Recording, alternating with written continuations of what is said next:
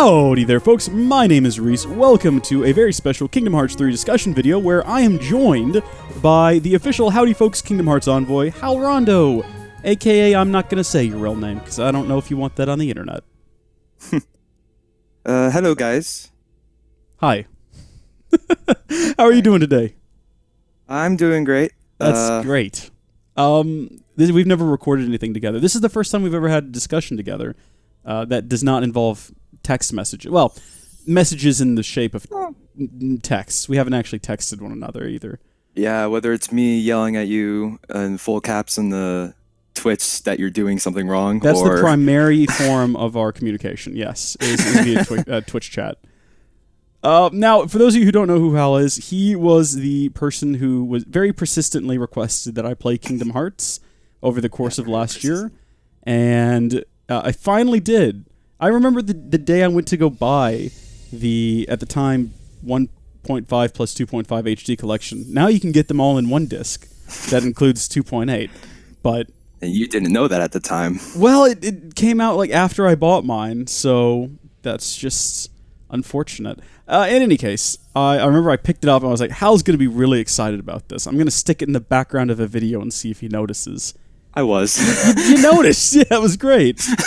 But yeah, so Hal introduced me to the series and very patiently walked me through just about all the games, all the way up to Kingdom Hearts 3, where I took the training wheels off and I went through it mostly by myself. Although without you telling me that I could use the left trigger, or L3, or L2, to cycle through action commands. There was actually an option in the config where you could change the way you cycled through that from L2 to the D-pad. I actually changed it that way since I never go through the menu to my items, links, or anything like that. I used that the whole game, and it actually messed up my friend whenever I went over to his house and he wanted to take a crack at the secret boss. Oh, yeah, that could be a problem. There's a secret boss? Oh, of course there is. It's a Kingdom Hearts game. I talked to you about this before, yeah. You did, yeah. I literally have played through the story. I finished it yesterday, and then I just stopped. I stepped away from it. You've gone through a lot more. How long did it take you to beat, by the way? I entered what I thought was the end of the game at 23 hours in, and I beat it at like 27 hours in. Goodness gracious. I went just over 30 hours to finish. I didn't do any of the side content. The only time I went back to a world was when I went back to find the 30 emblems that I needed. And I went back to Pirates of the Caribbean to level up a bit because you get some good XP from killing ships, and it's a lot of fun. It reminded me a lot of Assassin's Creed games. The naval combat, I really enjoyed that. So I found this one spot. I found this one spot in Pirates of the Caribbean. This one island. It has a bunch of enemies on it, yeah, but it has like 10 barrels of crabs stacked in one place. Just go in there, ignore the enemies, spam a few thunders, use the Thundaza, collect all the crabs, and you can just shot lock movement all your way back to the ship and teleport there again and rinse and repeat. Now, wait a minute. Is this the island that is circular and you have to like swim sort of under this archway to get into? No, I don't believe so. Oh, okay. Well, I found another island very similar to that with just a ton of crabs. Oh. And this was after, they make you search for crabs in Port Royale, and it was a bit of a hassle. But then I found this island that was just crawling with crabs, and I leveled up the ship like 2 or 3 times while I was on that island, which was awesome, because for some reason you level it up with crabs. Okay. Sure, I'm not going to question that any further. Weird decision. It's a Kingdom Hearts game. It is. The Jack was made out of crabs, so... That part, okay, so going through the story of that world, and I think we'll talk about all the worlds more in depth later, but going through that world, as soon as you go to Port Royale with Jack, I was like, now wait a minute, this isn't the plot of the movie. What have they done? But I wasn't that upset about it, because I was like, I don't even remember what happened in this movie. There was probably time for Jack to go do this. I don't care. But then I messaged you when Jack dissolved into crabs, and I was like, this makes so much more sense now. Yeah, you're like, oh, this is a crab person. Oh, goodness gracious. Okay, so you finished the game in about 27 hours. I hit about 30. You played through on Proud Mode, I assume? Of course I did. Yeah, I already knew that. I don't know why I said it like that. I played through it on Proud as well. Now, I've watched people play through the first game on Proud Mode. I watched Super Beard Bros do it, and it looks like an absolute nightmare. This game was not like that, though.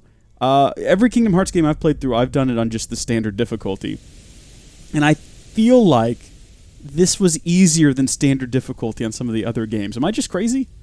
That is a very big complaint in the community, that the game is way too easy, and considering that Proud is the hardest difficulty, then that makes it especially so that skilled players don't feel like they're getting the challenge they deserve. And I've also seen that level 1 on Proud just isn't fun because you're dealing no damage, period. Right. Even though you have so many outlets of damage. Yeah, see, for some reason I went into the game assuming that after you beat it, it would unlock a critical mode or something. That's typically what it's done after Kingdom Hearts 2. Right. Kingdom Hearts 1 didn't have critical mode. It never did. Kingdom Hearts 2, it was added in Final Mix, which was released only in Japan until 2.5 came out. So what you're saying is we're going to have to wait till 3 Final Mix comes out to get a critical mode? Tetsuya Nomura has said that if Final Mix ever does come out for Kingdom Hearts 3, it will be through, hopefully, free DLC. Oh, okay.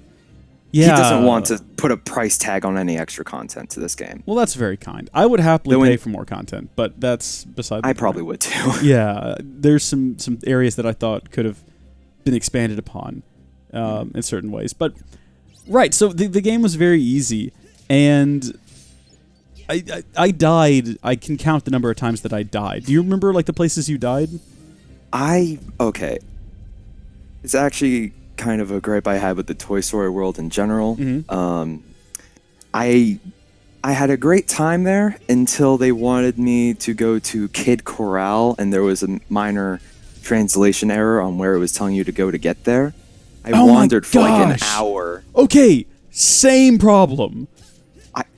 It was an hour I was wandering around there. The music was starting to make me sick. I entered in and out of that place so many times. Were you going back to the store where the haunted doll was? Same, yes. I thought for sure that's where they wanted me to go. In actuality, it wanted you to go all the way across the toy store on the same floor. Yeah. I was... where you fight the alien UFO. I only figured that out because I happened to just give up trying to find the location, decided to just run around fighting things, and I happened to walk in there, and one of the characters said, "That's where the Sarge wanted us to go," or whatever. I was like, oh my gosh, are you joking with me right now? Seriously? Yeah, it was a mistranslation. And there was also, and Toy Story was also where I got my first death. Whenever I got sucked into the video game, there was the mech stuff, and I was like, okay, I don't like the mech controls. I'm just gonna... That was a bad idea, not going with the mech. Wait, you went in without a mech?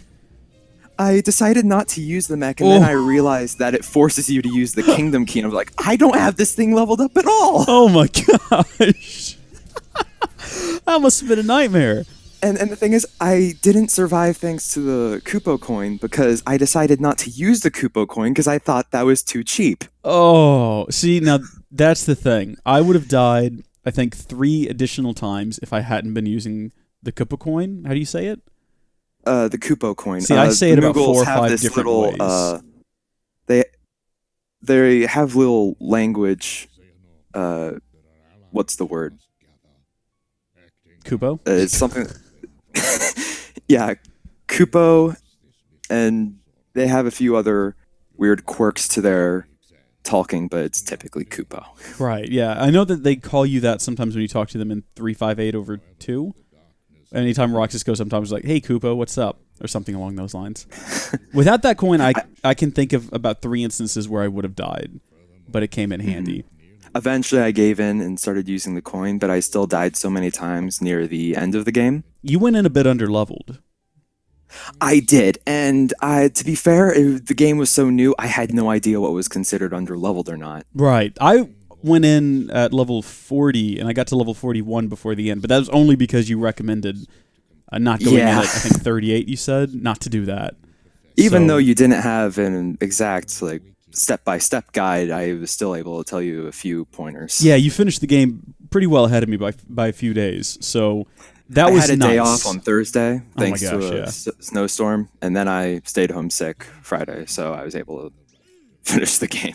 Good, very good. I, for some reason, decided Saturday, I was like, I bet I could finish this game this weekend, because I'd initially heard that it was an 80-hour game, which turned out not to be true. Yeah, that was for 100% completion. Right. And I can definitely see that. If you're going without a guide, trying to find all the lucky emblems, do all the mini games, get all the treasure chests, it could very well be an 80-hour game. Well, fortunately, it wasn't, but also unfortunately, because I'd had it planned out. I was like, okay, if I play about 2 or 3 hours every night, this is how many days it's going to take.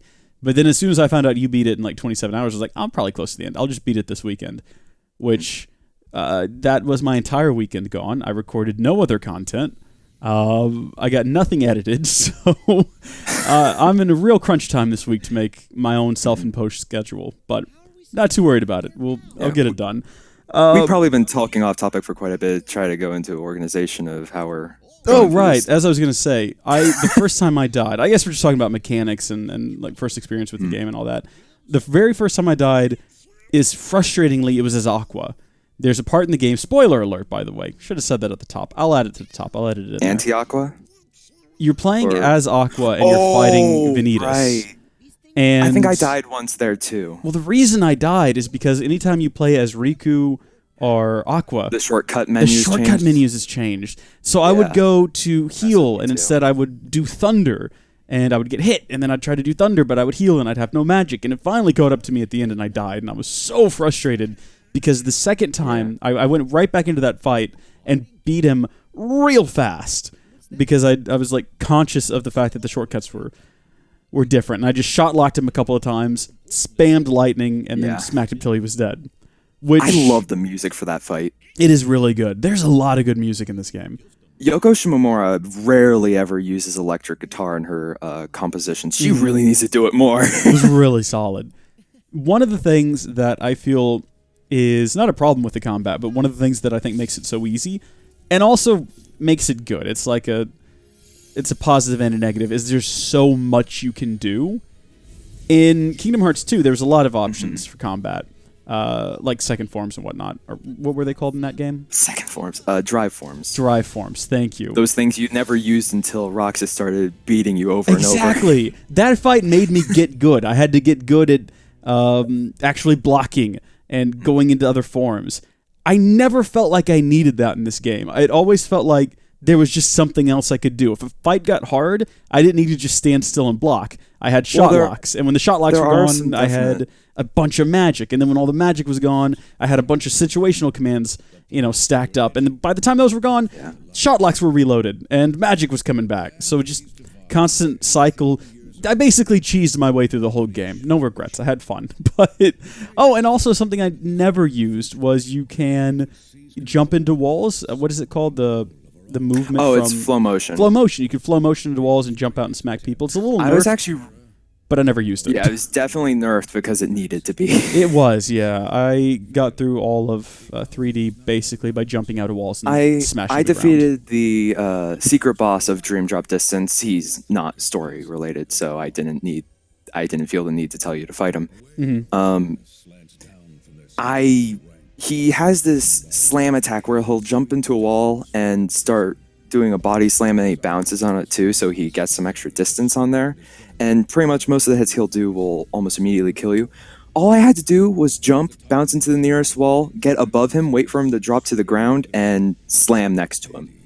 And I just rinse and repeat that over and over in the spot where he would consistently fall into a lower spot where he couldn't hit me. And it was easily cheesable. Yeah. There were some abilities you could get throughout the game, even after the beginning where you start with flow motion, that extend certain things, like allows you to actually jump off of walls and stuff. Right. And extend the distance you go. I feel like that was much better. Yeah. I got quite a few upgrades that I would add that I knew would make things better that I just never touched because there's so many different options, which I like. I like the fact that this game doesn't lock you into a particular type of combat that you absolutely must know and be good at in order to win. The second fight I had a lot of struggles with was right at the end when you're fighting the many forms of Xehanort. That was a struggle, and I died again when it forces you into rage mode. Rage form, yeah. Yeah, that was a struggle, let me tell you. I think I died twice there. I've heard some interesting tech about Rage Form. Whenever you go into Rage Form, your HP is fully restored. Yes. And whenever you do a combo, at the very end of your combo, if you press triangle, you'll sacrifice some of your health for a, I believe it. I don't know exactly what it does, but I think it might be a strength boost or speed boost. I'm not exactly sure. But doing that in the end of a combo actually allows you to go in for a second round of your combo, and you can rinse and repeat that until you've sacrificed health 3 times. Then you can do a finisher. Although I don't think it works for the Xehanort fight, because you can't use the triangle move. Yeah, it's disabled. That is the one fight in the game, that one part of the game there where I felt like it was necessary for me to actually stand still and block attacks, because I didn't do it otherwise. Yeah, I completely agree. I rarely ever blocked at all during many of the fights. Yeah. I tried to during the organization members at the end of the game, which honestly, that was another thing that kind of bugged me. The humanoid bosses in this game were pretty weak. While they were by weak, I mean that they were done poorly. They were very faithful to their original boss fights, but the problem is that their movesets, while they were the same, some moves didn't react the same way to blocking or trying to dodge. And it really frustrated me as a player who had done these fights on the highest difficulty in previous games, that their movesets suddenly function differently. I know that was a big complaint, the humanoid bosses. Especially another thing I have on my list here on the cons: poor humanoid bosses / too much BS. Yeah. Xehanort's desperation move when he gets into super low health, where he summons all the chairs rise and all the Xehanorts come out. That was horrible. Died there as well. Even if you block all those attacks, the laser gets you if your block animation lasts too long. Yeah. And you can't dodge out of the way.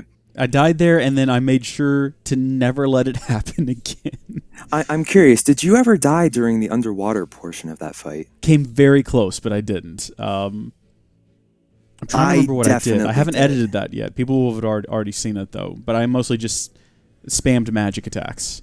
Something interesting that my friend pointed out to me about that underwater fight is that in the background you can actually see this large structure hanging upside down. Do you recall Key Back Cover, the 1-hour movie that describes the events of Union Cross? Yes.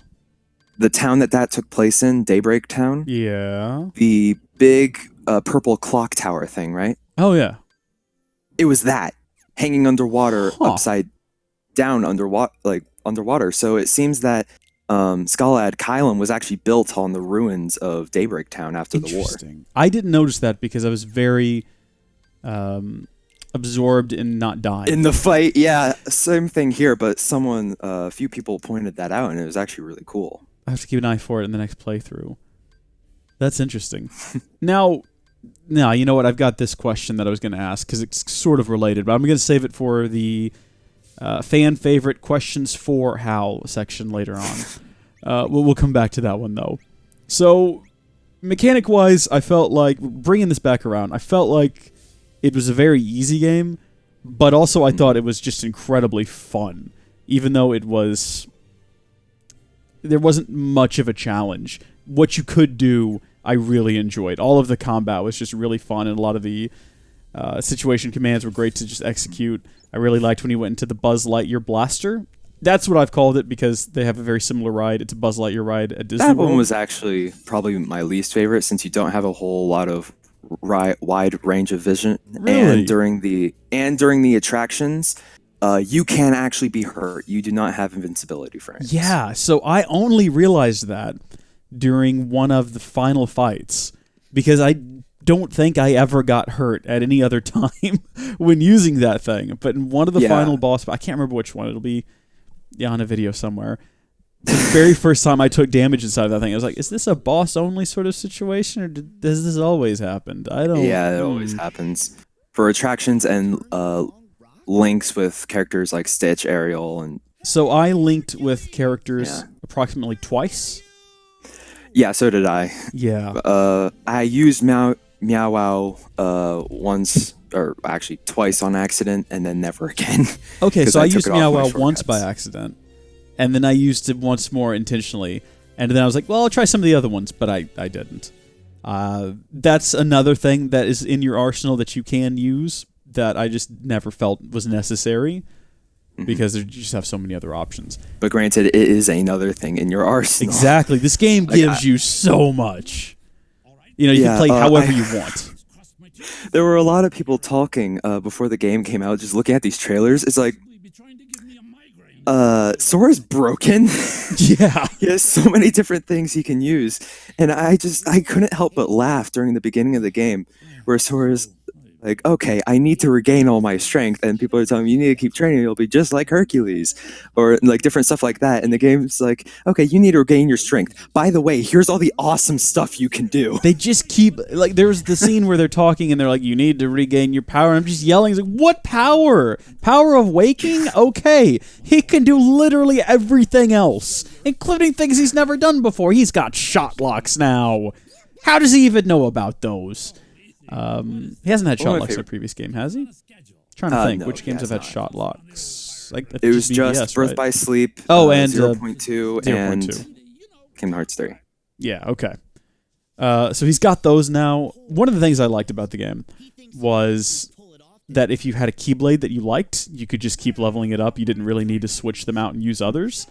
I did, halfway through my playthrough, or towards the back end of my playthrough, switch from using the Starlight Keyblade that I rushed through the mobile game to get unlocked day of release. I switched from using that to the Pirate of the Caribbean, I think it's the Wheels of Fate one, because I ran out of materials to upgrade the Starlight Keyblade. Yeah. But I had plenty of materials to upgrade that one, so I upgraded that one and kept going. By the way, since they never explain this anywhere, fluorite, the first material that is exclusive for leveling up Keyblades, yes, that can be found in random chests, and eventually you can buy them. Damascus and Adamantite. Those are the two that I ran out of in the game. The very final section for gummy ship missions, breaking random asteroids, you'll occasionally come across them. Okay. All right. So you're kind of required to gummy grind for Jeez, gummy ships. We're going to have to touch on that too later. The gummy ship sections were awesome. I guess we're touching on it now. I loved the gummy ships in this game because it's entirely optional. You don't have to do any combat if you don't want to until the very end of the game. And even then, I reckon you could probably cheese your way through that and not have to actually fight anything. There's actually a super gummy boss you need to defeat for a Orichalcum Plus to get the Ultima weapon. And to defeat, and you actually kind of have to do a mini boss rush to unlock it. The final area, whenever you're making your way to the Keyblade Graveyard, you're inside this giant cube for most of the way, and then you make it to the Keyblade Graveyard and you're good. But if you actually turn around, you can actually go around the giant structure you were in, and at every corner, there's a wave of enemies you can fight. And once you do each one, it will unlock a super boss at the top. Oh, okay. And to defeat some of those fights, I had to make the tankiest gummy ship I've ever made in my life. So much so that all the stuff I was putting on it to make it tanky reduced my power to nothing. Goodness to the gracious. Point where I had to put all my lasers on my teeny ships on the sides, just so I would be doing any damage at all. And the super boss, it's a boss that you've already encountered, it just has an extra phase. It took me 16 minutes of non-stop firing to kill the thing. Jeez. Because I was doing no damage. Yeah. See, now I didn't understand the power situation when it came to building ships. I was never entirely sure what power is. Well, it's like, okay, this uses X percentage of power. And I was like, I don't know what my total percentage is. I don't know where that's coming from. I don't know if you can improve that. I'm just going to build an X-Wing. And I did. X-Wing. The offense stat is how loaded you are in terms of like guns and stuff. The power is how much damage that actually does. Right. So the more you have, the less power? I think power is actually reduced by other things. Okay. Like wing accessories. Right. I don't know. finding things that actually increase your power are actually kind of hard to find. Yeah, But if worst comes to worst and you run out of power on your main ship, your teeny ships don't carry that stat, so just put all your weapons on that. I made 2 teeny ships that were just 2 lasers stuck together and absolutely no other blocks. And I have no regrets. They worked great. I wasn't even sure if it was going to work. I didn't know if the game needed a block for the lasers to be on, but it doesn't. You can just stick 2 lasers together. They fly along beside you and just keep shooting. So I did that towards the end. I built a ship called Flat E, like Wall-E, but it's just just flat with guns all over it. And yeah, all this has already been seen if people have been watching the videos, because there were a couple of videos that I just opened inside of the editor and saying, this is the world we're going to, and this is the ship I built for it. Whee! I had a lot of fun building those. That's probably at least an hour or 2 on my playthrough. Was just me on that screen moving blocks around. Very frustrated that I can't make it look like a real X-Wing, but then giving up because having a flying X is just as cool. I bet Xehanort would like that. Probably, yeah. Well, that's how he was tracking me through the game. It was probably a bad idea now that I think about it. But Gummy Ship was great. Definitely my favorite out of the 2 previous games. The game overall is just really, really fun, which is amazing. Mm-hmm. And even in the cutscenes, like the humor was so much better than in previous games. Like the jokes didn't really fall flat or feel forced. I've always liked the cheesy jokes in the previous games, the real cringy, cheesy ones. In this one, they're still a bit cheesy, but they are very funny. They're genuinely funny. I'm curious, what were in your opinion, the funniest moments in the game? One of the funniest for me, I'm not even sure if it was supposed to be a joke, but you walk into Twilight Town, and Sir goes, "Oh, it's so good to be back." And Don's like, "It hasn't been that long." He's like, "It feels like it's been a long time." I was like, snap fingers and point at screen. Very clever. I see what you've done there. Many people say that. I thought that was, for some reason, I thought that was really, really funny. And then just occasionally, they'll make quips during the game when you're just playing along. It's like, that's funny. Good job. You've written the game well. Yeah. It's like whenever you defeat the Rock Titan, Donald just says, "That one was dumb as a rock." Yeah. Why? Oh my goodness. There's just really good humor in this game. There was one thing I didn't like that I wanted to bring up. And I understand why it was in there, because it's supposed to, like this game, I know there's no spin-off games, but the main, in quotes, games are all kind of similar, and the spin-offs have their sort of own mechanics, because they kind of have to. They're on mobile devices originally, so they have to function a little bit different for that. I didn't like that there's a magic meter again. I've gotten, playing Birth by Sleep and Dream Drop Distance, and now I'm still currently playing through Recoded. I like scrolling through just a list of commands that I have with me that I can choose from at any time. Healing is just a hassle, because anytime I have to heal, I'm like, all right, well, let me use a bunch of fireballs first. Yeah. And then when I have a sliver left, I'll heal. I pretty much always had a potion or high potion equipped to triangle in my shortcut menu, because I knew that would be a problem. Yeah, I don't like that. And it's funny, because when I started Birth by Sleep, I complained about that. I was like, oh, why do they have to... why did they change it? Why can't it just be like the other games? But then I started this, and I was like, why did they change it? Why couldn't it just be like the other 3 games I've been playing? Most people agree that for the command deck system, that Recoded did it best. Recoded is a lot of fun. I'm currently playing through it right now.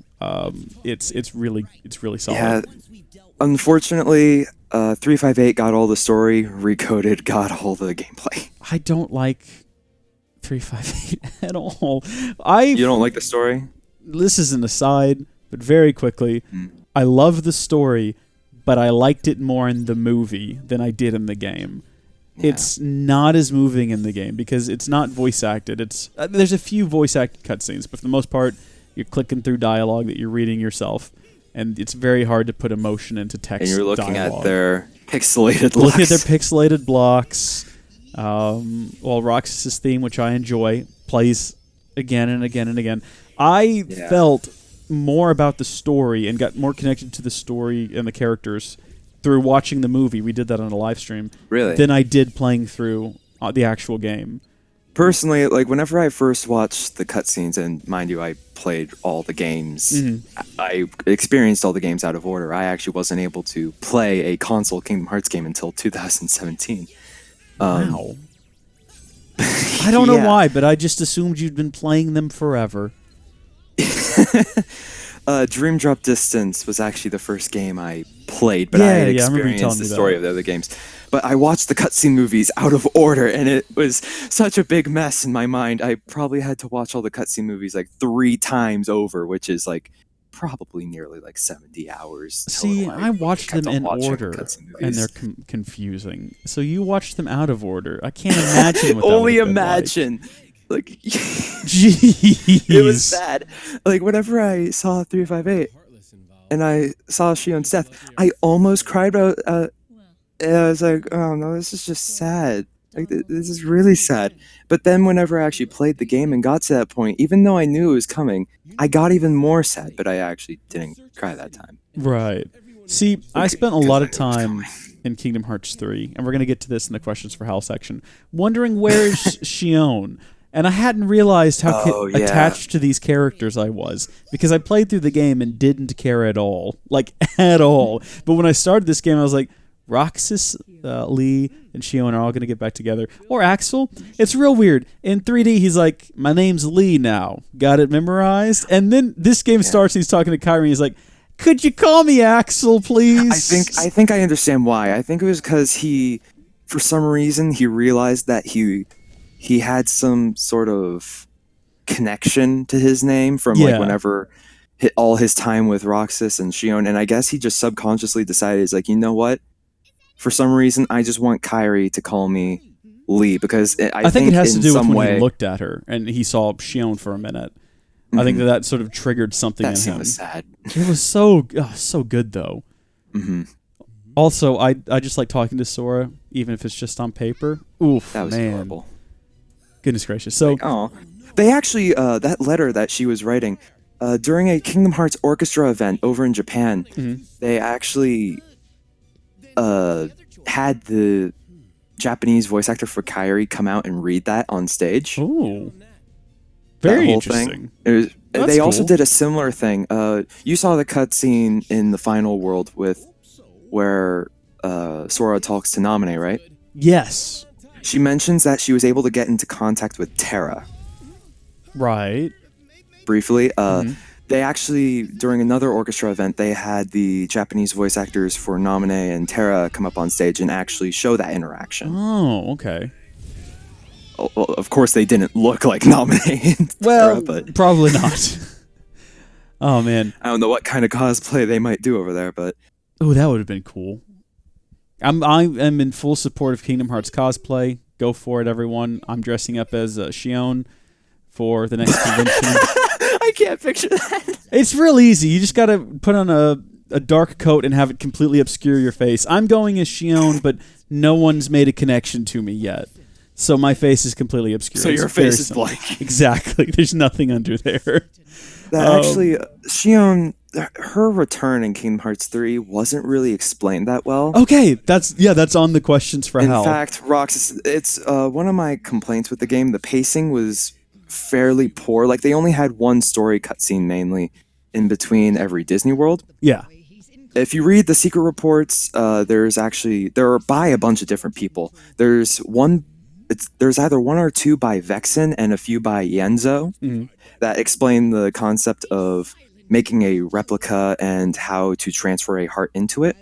Let's go ahead and we'll touch on this question, because then I have some other things I want to get to, and I don't want this video to be 12 hours long, but we're already approaching like the 40-minute mark. So, question on the questions for Hal section.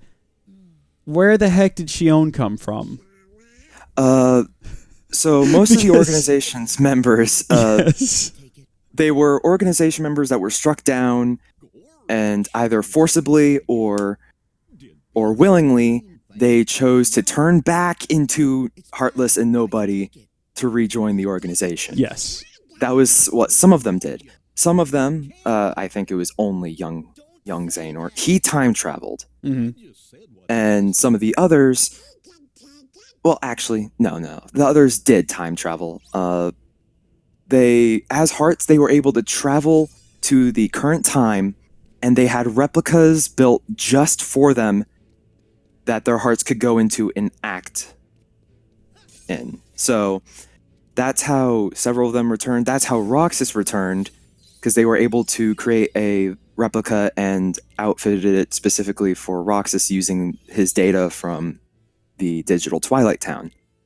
Shion was intended to be used as a darkness, and they made a vessel which was pretty much her and even had some of her memories in it, which essentially just means that the organization fudged up, because all Sora had to do was make a connection with her and boom, old Shion is back. Good. Cool. Right. See, so yeah, that was kind of the organization's fault there, that they made a vessel for her. Now that leads into the second question on the questions for Hal section. Who was the girl that said she was waiting on someone to rescue her? Now, yeah, we discussed this before we started the recording. Yeah, but, I had a theory when I first got there. I talked to Naminé. Who did you think it was? Well, my first thought was like, maybe this is Shion, because yeah, because they didn't remember. And yeah, okay, I was like, I understand naturally why you thought that. He wouldn't remember her. Maybe she's waiting on Roxas. I'm not sure, but as the conversation continued, I was like, no, I don't know if this really fits. But then at the moment where Roxas returns, somehow I missed that Shion was in that arena fighting. I don't know how I didn't pick up that she was there. Didn't?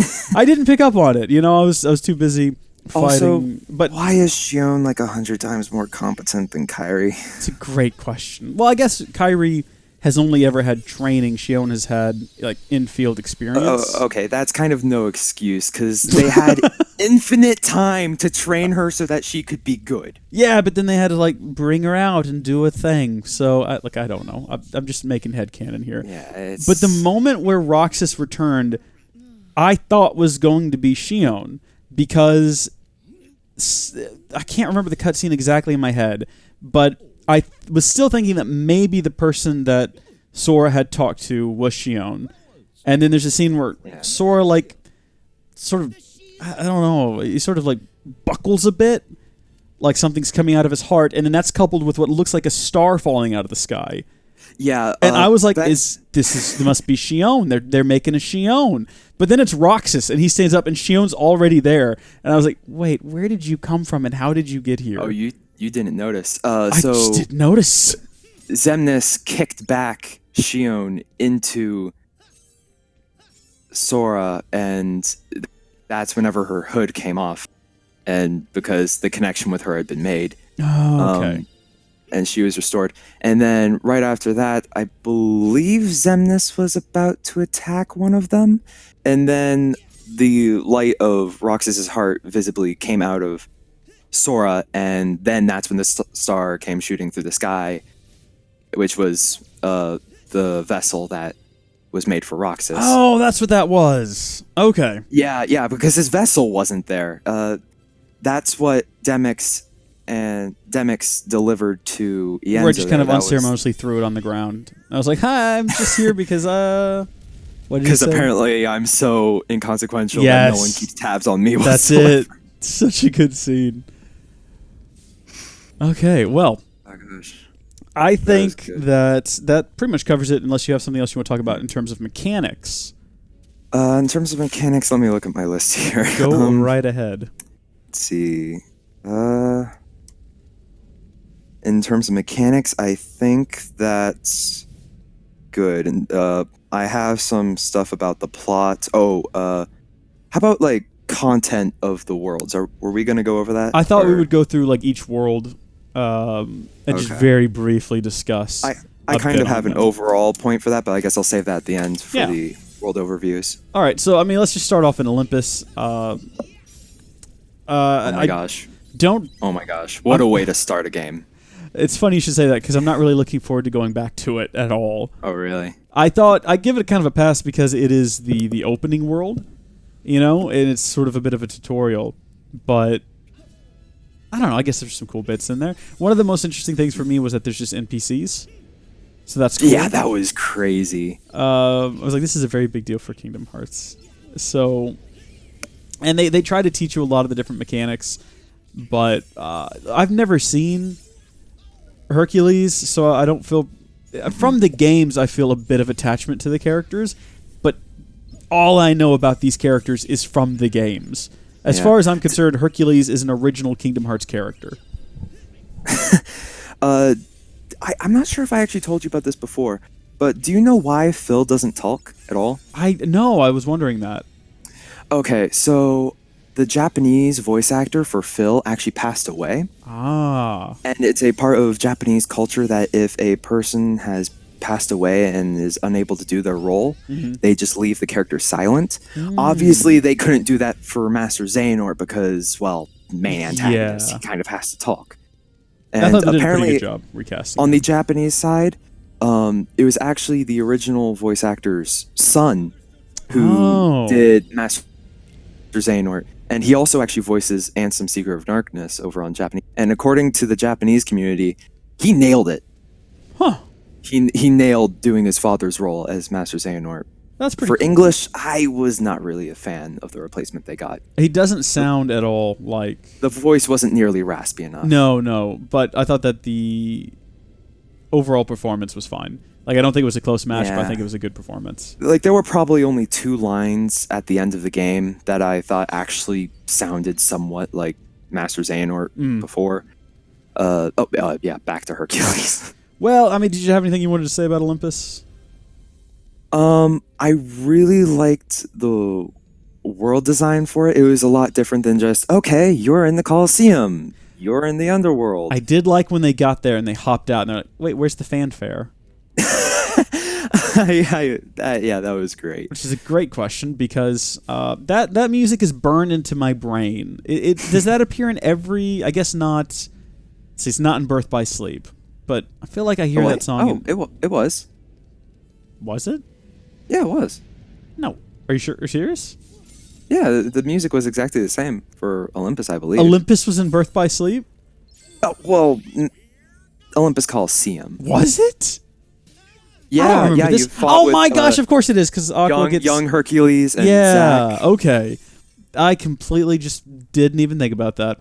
Dun, dun, dun, dun, dun, dun, dun, dun, dun, dun, dun. Yeah, it's burned into my brain. I will never not be able to hear that. The funny thing is, they only ever reference the song Go the Distance from Hercules once, and that's something that Phil says in Birth by Sleep. Interesting. Gonna have to replay Birth by Sleep. And the funny thing is, in the movie Hercules, there is no Colosseum. No, yeah. I've heard people say that before. I guess it kind of makes sense with the time period and the location. And I think that they just wanted a world with that sort of mechanic in it. I actually first watched Hercules, I believe it was last year or the year before. So my first experience with Hercules was Kingdom Hearts as well. Well, there you go. So you watched the first ever Kingdom Hearts movie entitled Hercules. It's weird that they didn't have any of the other characters or reference any of the events, but that's okay. That's fine. Next up, we had Dark World. So this is the first time that you switched characters, and I got very confused about the controls. I checked my shortcuts, and I was like, oh, great, it's different. And there's no point where you're left alone long enough to be out of combat and change it, which is upsetting. At first I was thinking it was going to be more than just that one boss fight, because as they were walking there, Riku says, oh, well, it seems different than the last time I was here. It's like, oh, this is an excuse for different world design than it was in 0.2. And then it was like, oh, it's just a boss fight. It's like, I'm okay with this. And it's the boss fight. I am tired. By the end of this game, by the end of 0.2, I never wanted to see what's it called, the Demon Swarm? Is that what it is? It actually has a few different names. Okay, yeah. The first 2 times you fight it, it's the Demon Tower, because it's not like super freaking long, and it just wobbles up in the air like a little tower, as it's named. But then the final boss version is called the Demon Tide, which, funnily enough, is the version that Sora fights at the beginning of Kingdom Hearts 3. Yeah, you know what? I never ever wanted to see that again after that game. But then you see it many, many times in this game. It just kept coming back. Oh, yeah. It just kept coming back. Which also makes me think of a very weird thing that happened. The epic moment with the Union Cross Oh my gosh, that blew me away. Honestly, I was trying so hard to look for my own name to see if it was there that I almost died. I also was trying very hard to see your name during that bit. I even shouted about it. I was considering telling you that my name wasn't there, but I was like, well, he's playing right now, and I don't want to interrupt him if he's going into one of these cool moments. So when I realized what was happening in that moment, I was like, this is the coolest thing in a video game ever. It was. Yeah, it was awesome. Because there was an initial confusion where you go inside of I called it the Heartless Twister, I think, and there's practically a hurricane. Some random guy turns around and is like, need some help? I'm like, who was you? Did I miss the game? You didn't remember him? No, not at all. Oh, he was Ephemer. He was the boy who talked with Ava at the fountain in Keyback cover. Yeah, I need to rewatch that, and I think I probably need to play the mobile game. He ended up becoming one of the new foretellers after the Keyblade War. Gotcha. Well, he says that, and then it kicks back out, and all of these Keyblades come flying. And I was like, "Oh, this is cool." It's like all the but then the names pop up in this. I was like, "Oh, this is what's happening." Please tell me that moment's gonna be in one of your videos you're sending. Yesterday's video, possibly. I haven't edited them yet as of recording, but probably yesterday's video. It's quite extensive, and also includes me not realizing that I could move around the screen. Oh my gosh, you didn't know you could do that. So I was just spamming triangle. I'm like, oh, I'm dying. It's weird they don't give me any way to deal with that. Didn't die, though. Made it right at the end. So, and then the thing that bugs me about that scene is that they kill all the Heartless. Riku comes up and he's like, oh yeah, here's the final test. Summons all the Heartless again, essentially. Mm-hmm. And it's like, really? Come on, we just dealt with this. So, continuing our discussion world to world, Twilight Town. Twilight Town. My only complaint about that world is that we didn't get to explore all of it. It's like we didn't get to go up to the clock tower. We didn't get to go over to the where the struggle arena was. We didn't even get to go to where the hangout was with No, I was looking forward to exploring that. When you first get into the world and you try to go that direction, they're like, we gotta, whatever Donald says about having to do something else. And I was like, okay, I guess the rest of the town unlocks later. See, this is why subtitles are in Kingdom Hearts. Exactly. Later, I tried to go back. I had no idea what you just said. Right. Yeah. Well, I'll add some subtitles or something. But when you go back and you try to go down that alley, it's just like, oh, do you want to leave the world? No. Why would I want to do that? But I think the cool thing about Twilight Town, even though there's not a whole lot to do there, is it's full of NPCs. It's an actual town now with people doing things, and you can go watch the mini games played like a movie. By the way, if you actually wait for the movie to end, there's actually a lucky emblem on the screen. I was hoping you saw that. Yeah, that's one of the ones I got because I kept watching that movie. I was like, "There's got to be something good in here," and then it just ends, and there's a lucky emblem. But I felt very assured that I knew where to go in this world until I got to the wall. I saw that on the video. You were just walking over. He's like, there was a hole in the wall here. There was a hole in the wall. Someone fixed it. They haven't been gone long enough for someone to fix it. Yeah, I ran through the sewer. Eventually, I did not think that was the answer. I just found the sewer and was like, well, maybe I can get to other parts of the city down here. Because you can if you go through the train station hallways and whatnot. This is not that. This is just a sewer that happens to lead outside of town. Which makes me think that maybe everyone in Twilight Town is trapped there and are not allowed to leave unless they go to the sewer. But then there was the part with Remy as soon as you come outside. Yeah, you meet Remy. Remy's got... Oh, did you ever eat food in this game? I forgot that was even a mechanic and I never used it. I actually ended up doing that near the end of the game because I got sick and tired of dying. Right. Apparently it's one of the only... Apparently, eating food is the only way that... It's one of the only ways that makes level 1 proud bearable. Oh, okay. Well, good on those people, I guess. I made some dishes and brought them into the final world, but I just didn't think to use them, which is dumb. I should have. It would have probably prevented me from dying a couple of times, but there you go.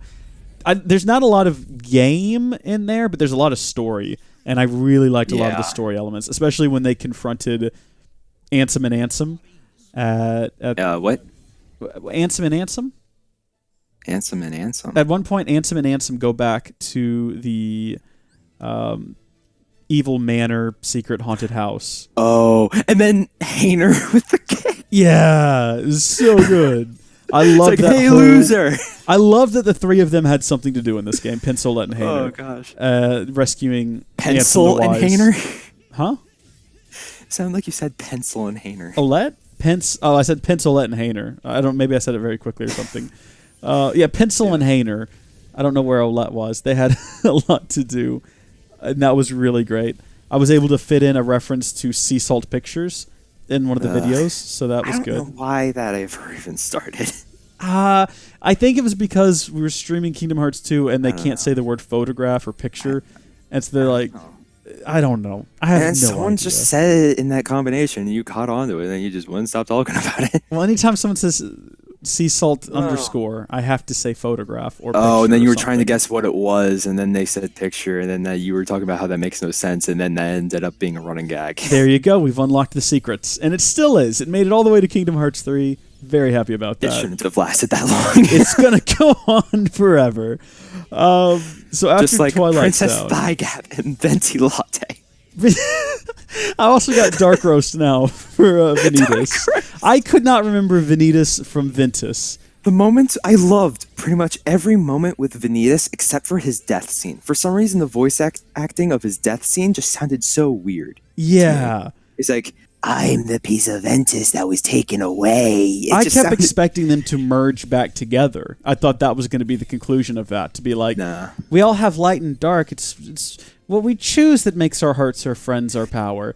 And then they would just like slam together, but that didn't happen. So I think during the time of Ven's time inside of Sora, the part that he got back wouldn't have all been pure light. So he isn't pure light anymore. He's just not as much darkness as he was originally. Right. I guess. Okay. Oh, I hate to backtrack. That's just the way I headcanon it. I hate to backtrack, but did you also think something went wrong when Zigbar got cut off in Olympus?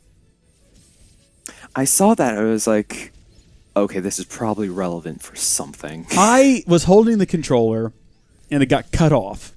And I looked down at the controller and was positive that I must have bumped a button somehow. I must have messed something up because it just cuts off. And it wasn't until I was watching another video where someone brought that up, I was like, oh, this happened to everyone. Good, thank gosh. Whew, because I thought that I'd missed some very important story information. And it got worse at the end of the game when it's revealed who he actually is. I was like, oh, that was probably really relevant, wasn't it? But thank goodness. Oh, yeah, there's a few secret reports from him talking about why he decided to infiltrate the organization. I need to read these. I thought that was a really cool reveal. I will say the hardest part about getting the secret reports is finding the battle gates to actually do the challenges to do them. The challenges themselves are pretty easy. There's maybe one or two that require you have to fight a nobody that can't be found anywhere else that's actually originally found in Kingdom Hearts 2, but suddenly they're practically their own boss. But, I look forward to playing all of this stuff my second time through. Yeah, they're really not bad. In fact, they're pretty good for level grinding. Like, I beat the game at level 38. I am now, like, level 72. Wow. Yeah. It doesn't give that much. I was just grinding a bit on some of them afterward. Okay, yeah. We should probably move back to Disney Worlds because we only did Hercules, right? So we've done Hercules. We have done Dark World, Twilight Town. So next up, Toy Box. What did you think of Toy Box? I think we've already talked about that a bit. I want to say that polar opposite of you, I loved the mechanics of being inside of the robot and fighting as the robot. I had very mixed feelings about it. I never distinctly hated something in this game. I mean, after some self-reflection, I realized that Frozen was pretty bad, but we'll get there. We'll get there. Like, talk about repetitive. To get the Orichalcum Plus from that Frozen slider minigame was just horrible. Right, but Toy Box. Yeah, Toy Box. Like, it was really good. I'm surprised you didn't leave one of the confrontation with young Master Xehanort in that one video, because that was a really big moment. Like, that was pretty powerful, the conversation between Woody and young Xehanort. I especially loved when he said, whatever you're talking about, I don't care. Yeah, that was pretty good. I was trying to just trim down the videos to bits where I had something to say about it, and I was just watching in silence as that scene unfolded. And so when I went into the editing, I was like, well, it'd be weird to have just that cutscene play. without me talking at all. Okay, It was a good moment, though. Like, I think you're right. We've talked about Toy Box a lot. Let's talk about the first world that made me Tangled. go, huh. Kingdom of Corona. Now, were these the two that you played out of order? Yeah, I made a wrong turn in the gummy ship, and I ended up going to the wrong part of space and going there first. I didn't realize, like, I was going based on going to Twilight Town. It was just the green marker, so I went to the green marker again instead of going to the flag where I marked Toy Box, and I ended up in Corona. Well, there you go, I guess. That happens sometimes. This world is very boring. I really like... Two of the most boring worlds in this game are based on two of my favorite Disney movies. This is one of them. This is. I love Tangled, and I like the fact that they got Zachary Levi to voice Flynn in this. He was the original voice actor, right? Yeah, he was. Yeah. I actually saw an interview whenever we were speculating whether or not Tangled would be a world, even back then. I remember this interview that happened, and this was like on TV too, with the voice actor for Flynn Rider, and he was talking about some cool parts of being able to voice his role, and one of his comments was, and maybe I'll even be able to voice him in Kingdom Hearts sometime or something. And that was great. That was hilarious. He's such a cool guy. I love him. He is in Chuck, of course, and I loved that show. I joined the efforts. What? I have no idea what that is. Chuck is a TV show. Side note about a guy who gets a supercomputer flashed into his brain, and therefore he is the target of a bunch of bad guys. So they have to send an NSA agent and a CIA agent to be his handlers and keep an eye on him and keep him out of trouble. But he's like, oh, but I've got these powers and I want to use them. But then also there's some stuff about his mom and dad that you don't know, and his sister's marrying a guy that he only refers to as awesome because he's like a real-life superhero. He's like buff and a doctor, and he's cool, and it's all a secret, and it's amazing. And it kind of goes off-hill after the fourth season, but I think it's got a strong finish that is left a lot of people unsatisfied because it has kind of this semi-cliffhanger ending where you want to see more. Are you spoiling it? I'm not spoiling it. I'm just saying you want to see more. You want to see where it goes, but at the same time, you're like, this is a good place to leave it. It's a good show. Yeah. It's a great show. But back to Tangled. So why didn't you like it?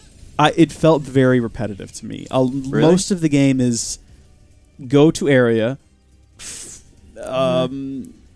Rapunzel walks around and goes, water! Look at the water! I've never seen water! I'm going to help you fight these guys. Let's swing on my hair.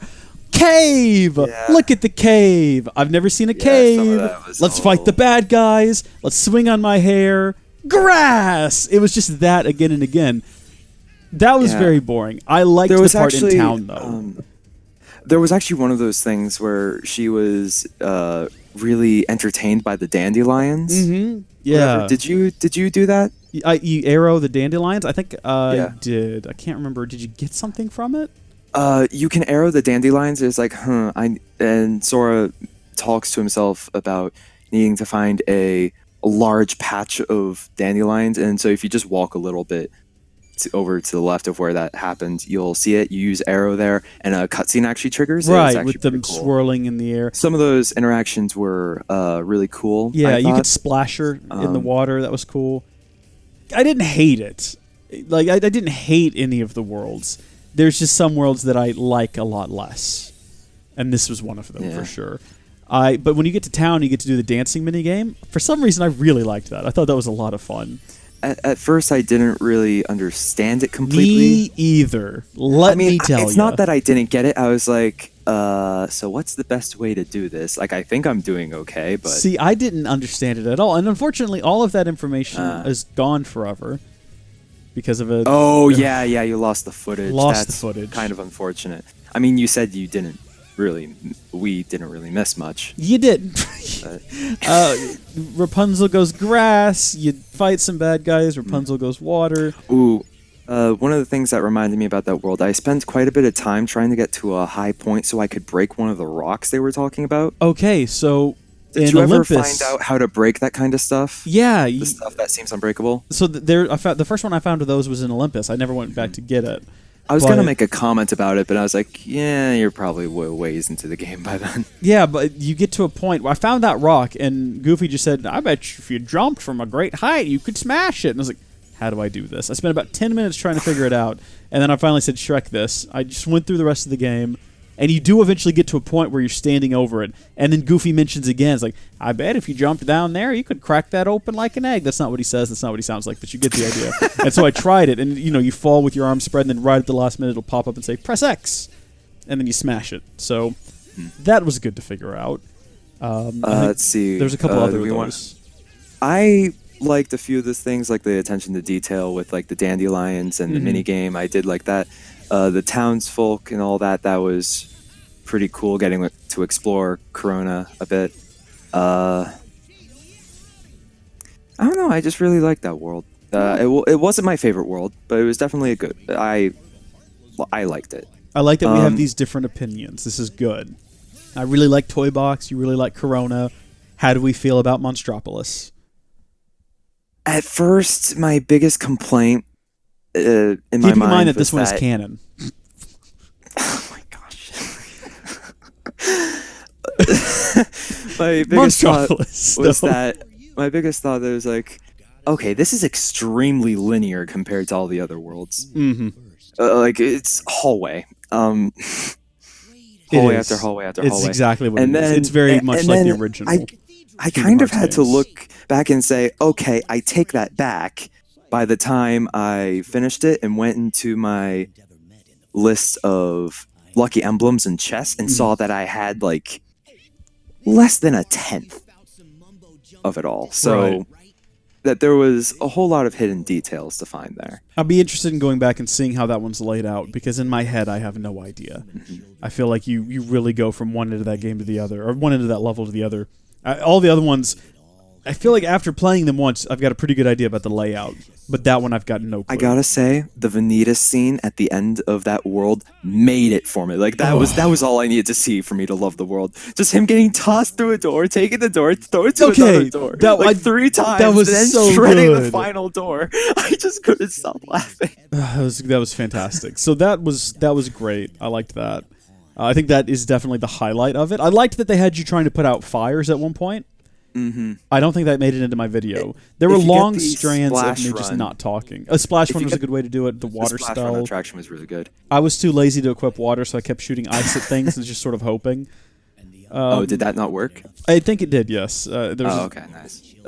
But I believe water was actually pretty effective against the boss of that world as well, since it was all gooey and like diluting it with water or something. I don't know. Like that kind of concept, I guess, kind of gives it to you that water. I guess that explains why they give you the higher level of water spell earlier on when you're fighting the fires. That makes sense. I wish I'd figured that out. I actually noticed that I didn't get the first form of thunder until I beat Monsters Inc. And then I didn't get the second form until like the world after. And then I got the third form after that. I think what spell upgrades you get actually changes depending on your decisions at the beginning of the game. I'm not 100% sure. Right. But I noticed that people definitely had thunder whenever they were going through Corona. I was like, wait, what? Yeah, let's see. I'm trying to remember what I chose right at the top. I even remarked, like, I don't have Hal or Laszlo or Guillermo here to tell me what to do. So I went with, I think, Balanced was one of the options. Oh, gosh, I don't even remember what they were. Oh, I regret going Balanced. Because you're not tanky and you're not able to spam spells either. I think that Balance was just not strong in either way. Yeah. I think that for my playthrough, I'm going to challenge myself to go with a mostly magic build and focus on magic power, like Keyblades with strong magic stats, and just... Oh, did you not use the Tangled Keyblade much? I always had it equipped, but I very rarely ended up using it. Its Keyblade transformation is so powerful. I don't think I ever got to it. By the end of the game, I had the Tangled Keyblade, the Starlight Keyblade, and the Wheel of Fate, I think it's called, Keyblade from Pirates of the Caribbean. Those were the 3 I had equipped. But I think the Keyblades were sort of like my shot lock in this game, where I just never thought about switching them out. Until I was really pressed, and I was like, I wonder if something else could work. I don't know. Because of the way the Keyblade leveling system works, yeah, you're likely going to have your Keyblade better than the ones that you're getting. Yeah. Although it is nice if you like the transformations you get. Leveling up doesn't just increase their stats, but it also adds abilities. Yeah, I saw Keyblade. that. I was trying to figure out how the abilities worked in this game because you enable them and you have to have MP. And MP, fortunately, you can just get rings that give you a ton of... not MP, I'm sorry, AP. I had a couple of rings, like one gave you 30 AP. I was like, okay, well, this is never going to be a problem. I'll just... anything that I unlock. And at one point I did run out, but then I just went to items and realized I had a bunch of them stockpiled, like a AP boost, so I loaded Sora up with those. But then I eventually realized that the Keyblades themselves added certain abilities. So that was interesting. The Ultima weapon gives like all the best abilities, like Leaf Bracer, Second Chance, whatever Once More is called in Kingdom Hearts 3 now, because it changed and that kind of bugs me, to be honest. It gives some really good stuff, and its transformation is so good. I'm not gonna say anything about it because just find it for yourself. It's incredible. I plan on attempting to get it after the second playthrough because it doesn't feel super tedious to get besides the Frozen minigame. Right. I'm looking forward to playing this game for a while because it's going to be another 12 years before Kingdom Hearts 3.5 is released on the Switch or whatever. A Keyblade I was really looking forward to using was the Big Hero 6 Keyblade, but I ended up not really using it much. Its transformation is really weird because it's actually, because of the way the nanobots work, they actually turned it into its attack patterns, like the nanobots are constantly switching, so it's kind of like it's a bunch of different forms at once. Like it can turn into a giant fist that shoots out from the Hercules Keyblade. It can turn into a hammer sometimes. It sometimes gives the little sling effect that the yo-yos have from the Monsters Inc. Keyblade. It's just a bunch of different forms at once, and it's pretty interesting. Interesting. I never tried it. What I found interesting, though, was with the Caribbean Keyblade, the Wheels of Fate. When you transform I tried that after I beat the game. Yeah, it was just the one I used from then on. Yeah, when you transform it, it gets larger. And if you have an enemy in front of you, that the transformation itself does damage to them. Yeah, which is fantastic, because if you can get close enough and you know you're about to be hit, you trigger that transformation, it stops whatever it is they're about to do to you, pushes them back, does damage to them. It's fantastic. Absolutely loved that. Most of the transformations deal damage during the transformation, just some deal much more damage than others. I feel like that one's more noticeable because it's definitely more noticeable. Expanding out and like whacking them in front of you. It's fantastic. That's definitely one of the most powerful, it's one of the best Keyblades in the game. Yeah, I've seen some people say that it's even better than the Ultima weapon, but I'm not sure whether or not they were counting the Ultima weapon. But now, can you upgrade the Ultima weapon, or is it just... It is locked at its highest form. Okay. All right. But it gives a bunch of abilities, and it's just so freaking overpowered in its form change. All right. Now, are you ready for this? Are you ready for this discussion? You ready? I think we both feel probably similarly about Frozen. Arendelle. Yeah. Okay, my first complaint, you don't even get to explore the town or city or whatever of Arendelle. Nope. And then it's just, okay, we're going to climb up the mountain and find Elsa. Again. You fall down. Again. Okay, I'm going to climb up and find Elsa. Again. You fall off and again. And then I'm going to climb up and find it. Why? Why? And it's not interesting to look at either. It's just snow. It's a bunch of snow. At first it's like, okay, the world looks nice, and then it's like, okay, so what kind of other like mountain environments am I going to see here? And then it's just snow. I didn't like this one. I thought it was boring. I feel like they were just banking on it being frozen so much that people would enjoy it, and that's what makes me kind of sad. Like, well, I did sing along to Let It Go. I enjoyed that. I liked that the entire song was in the game, and it recreated it, and it looked great. Okay, my first time watching Frozen, to be honest, I was kind of thinking about how it could be implemented into Kingdom Hearts, but that's besides the point. There you go. It's a lot about hearts, so it fits. Yeah, that was pretty much the first thing I thought. It was like the whole concept of the frozen heart would fit perfectly, and then they barely touched upon it. Yeah, how frustrating was that? They could have done so much with that. Anna never even froze, did she? Wait, did she? She did right at the No, end, she yeah. did. She did when she's protecting her sister and all that. Also, I'm sad I didn't get to see Hans get punched in the face again. Okay, but there was... I broke down. You haven't seen it yet. It's coming. When he... he like face plants at one point in the ice, and for some reason the animation, I thought it was way funnier than I think it's supposed to be. I just lost it. It looks ridiculous. He just knocked backwards and face plants, and I just broke. I was a broken person for the next 5 minutes. Arundel's just boring though. It's just very boring. It was pretty and boring. very repetitive.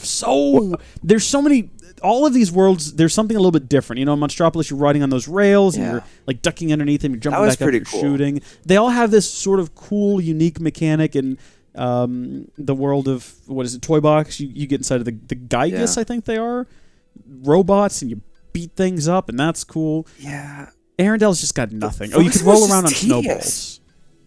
You got big snowballs, and I found that those are very useful for crushing bad guys, but that was it. Let me go briefly into the Frozen Slider minigame. After you beat the world, you can go back up to where the castle is, and you can go talk to Elsa, and you'll be able to do the minigame. Mm-hmm. So essentially, it's just okay, get points, reach the bottom, cool, and you can try again if you want. There are so many different ways you can slide around, and so many different paths you can go, that there are 10 small collectibles throughout the entire thing, and you need to collect all 10 to get the Orichalcum Plus for the ultimate weapon. Now, do you have to get them all in one run? No. Oh, thank gosh, okay. But it's not until you do this minigame that you realize just how big that area is. That's like almost 2 minutes. It could be 3 minutes depending on the path you take to get down to the bottom of the mountain. And if you make even the slightest wrong turn, you have to restart. Because that's the big miss it. They give no hints as to where they are. It's like, good luck finding them on your own, essentially. It was just like, do you think this is fun doing this over and over and over again? And then it was at that point I realized that's this entire world in a nutshell. Yeah, pretty much. You climb up the mountain and get thrown off again and again. They try to mix it up with the find Olaf's body, but I dislike Olaf. Imagine my surprise whenever I was going through that world again to try and find lucky emblems, and I go to that spot where Olaf broke into several pieces, and then I get a cutscene after I've beaten the game, mind you. Mm-hmm. That it's like, oh yeah, Olaf fell apart again. Can you fix him? Are you kidding me? Are you kidding me? This might be an Easter egg. If you repair him 100 times, it unlocks something. It unlocks the title of the new exclusive, the new Kingdom's Blade game that's coming out exclusively on a microwave. Granted, I did get a Mega Elixir for doing it again. Oh, well, there you go. That's not bad. Yeah, I don't like Olaf. I find him to be irritating and unnecessary to the story. They barely had any voice lines either. Yeah, I don't. It's like, oh yeah, we went through the effort of getting the original voice actors. Like, there weren't that many crucial scenes in this, and there were several parts where there were major time skips through the movie, this plot. Whenever I first watched Frozen, I really liked Let It Go, of course, because culture started to like play it constantly. I kind of got sick of it. But in Kingdom Hearts 3, it was somehow my favorite thing about the world, which just says so much about the rest of it. I thought it was really impressive that they were able to recreate it, and it's so true to the original. And add the CG stuff with Sora, Dawn, and Goofy as well. Yeah, I really I think some of those shots were taken straight from the movie. Do you think so? I think they took some of the CG shots from the movie. Huh. Well, I guess that would have saved time. Added new ones with Sora, Dawn, and Goofy and just spliced them in. That makes sense, yeah. Although, the whole thing, with how repetitive that world is, it just leads me into kind of a complaint I had about the game in general, is that there was a lot of cut content. I'm not sure if you noticed this, because you kept on getting set back every single time you got there, but if you were to go to the castle and try to enter the palace, you can't. You can't enter it. But if you look at the map, it's not blacked out like you wouldn't be able to go there. I think you were originally supposed to be able to explore that area. I wouldn't be surprised if maybe the there. tower that you get sent to by blonde chick. What's her name? Larxene. She's my least favorite character in the game. If you watch surprisingly the cutscenes, one of the best voice acted though. and that's the thing. She has such a good voice actor, which just makes you want to hate her even more because her character is to be infuriating. If you watch the cutscenes for Rechain of Memories, oh my gosh. I'm gonna have to play she's that the game worst. One of these days. She's the absolute worst. Like her so mocking is whenever she refers to Namine, it's like the bad guys are holding her somewhere deep inside the castle, and you're clearly the hero, so you have to go save her. and then she's like, oh no, and then she rushes at you and then kicks Sora in the gut, kicking him across the entire room. And she says, I'm a bad guy, so you have to go through me. It's like, oh my gosh, I hate this person so much.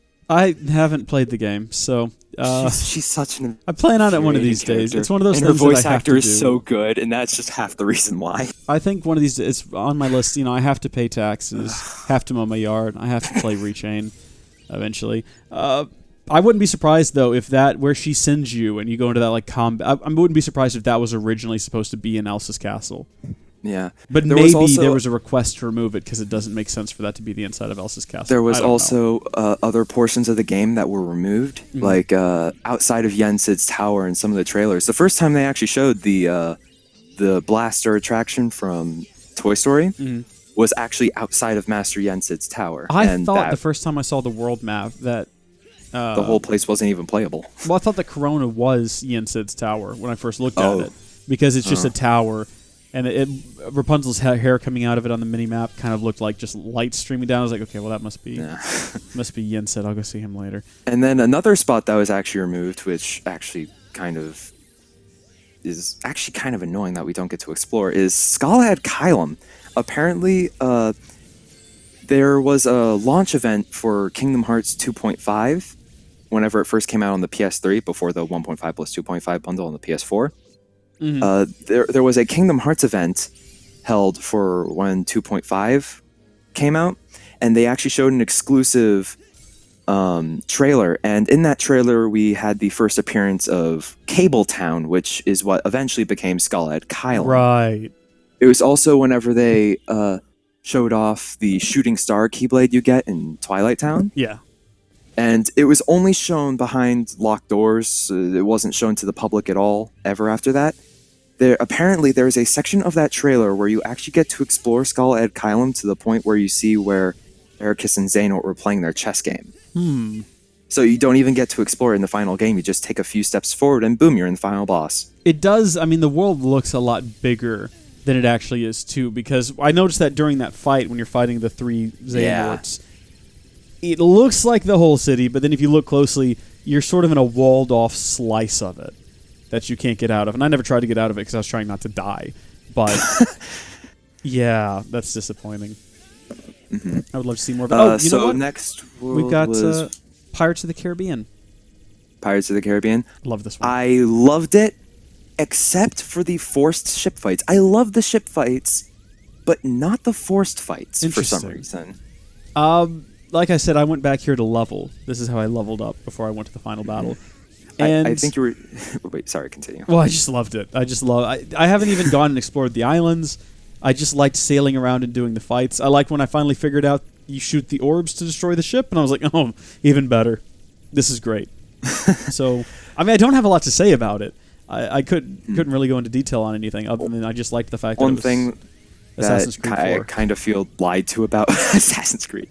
One thing that I kind of felt lied to about is that in interviews they said, okay, it's going to feature land, sea, and air combat.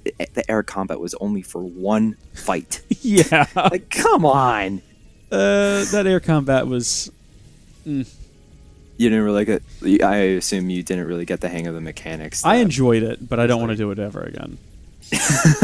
I'll just say it was good for the time that I had to do it.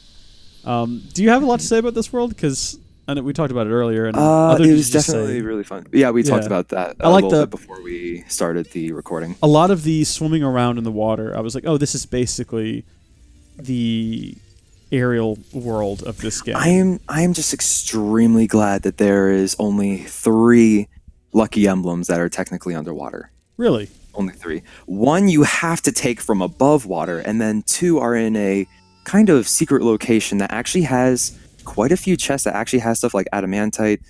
I found that one, I think. And a bunch of crabs in it. Yeah, okay, I know the one you're talking about. You found that one? Yeah, I did. That one there's was... 2 lucky emblems down there. Oh, I only found 1. Well, dude, to get those chests, you went through a opening in the cave. I wasn't looking for looked them. like a Mickey Mouse head. I wasn't looking for them at all. Those were actually the last 2 I got. Okay. Out of all the 90. Yeah, the only thing I didn't like I liked exploring underwater. Didn't like the combat. I don't like how it changes your spells and whatnot and limits some of your normal moves. You can't even switch keyblades. No, and then fighting the fish, you have to, if you're using magic, you got to pick the right magic. Otherwise, it just does no damage to them. So if you have a blue one and you shoot ice at them, it just does nothing. You have to make sure you're using fire, or if they're crackling with fire, you have to make sure you're using... I didn't care for that. Because even in the normal game, most enemies, even if they have a particular weakness to something, usually can still be damaged by something else. There's some exceptions to that, but... Super late game, I was just spamming Thunder. Yeah, same. There was actually a point during the, I think it was Vanitas, the Vanitas and Terranort fight. Yeah. I was spamming Thunder so much during that fight that I finished off Vanitas, and then I was only like 2 Thundargas away from killing Terranort. In a lot of those fights, I would hit Ice, Fire, Thunder, and then just see which one did the most damage, and then just spam it until I was out.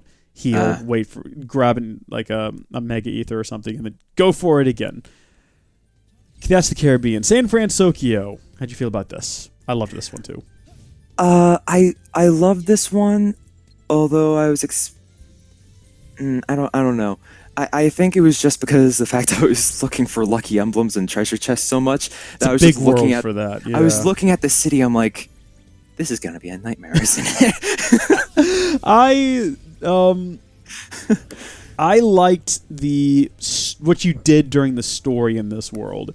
They really shook it up in here, where you had to go rescue the different members, and each one was being attacked by a heartless swarm, a digital cube nanobot. That's it. And you had to fight them in different ways. Like one of them, you had to break its arms by using the proper spells, and one of them you had to roll a the giant one where you have to save. into. The one you have to roll the giant ball into, Go-Go. Yeah. The ball doesn't move from where you left it during the kind of the opening when they're doing the training. Thing. Yeah. I got mine stuck in a tucked away in a little corner where I couldn't find it. Ooh. I almost ran out of time. Like I could not even see a pixel left on the timer. Ooh. Before I saved Go-Go last. Jeez, see, I wasn't sure how to fight that one. At some point, they eventually mention it, but I was trying to jump off of an overhead freeway and like fall and smash it like you would a rock. Yeah. Well, I was trying to there's certain items in the game that you have to break by falling. Yeah, you can't break any hitting other them way. last second. And I was like, clearly that's what this is. But then that didn't work. I thought, well, maybe I can get on top of it and Wasn't roll that around the solution on it. for another one? I thought that was the solution for another one. I think. There's the one where you have to get on a roof and there's one of those things that shoots you up in the air, and then you fall and you smash them like that, I believe. Mm-hmm.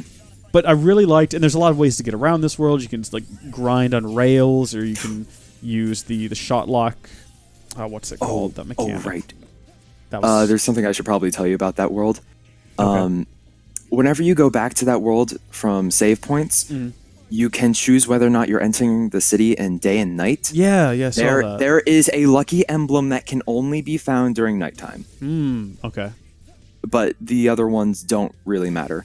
It's because the lucky emblem is like it's kind of like a flashlight onto something else, and it looks like the shape of Mickey Mouse's head. So, and it's only on during nighttime. So there's one that I found by chance in the Toy Story Kingdom, or the toy box, that is 3 disco balls, that you have to look at from a certain angle. I found that one while I was wandering around for an hour. Yeah.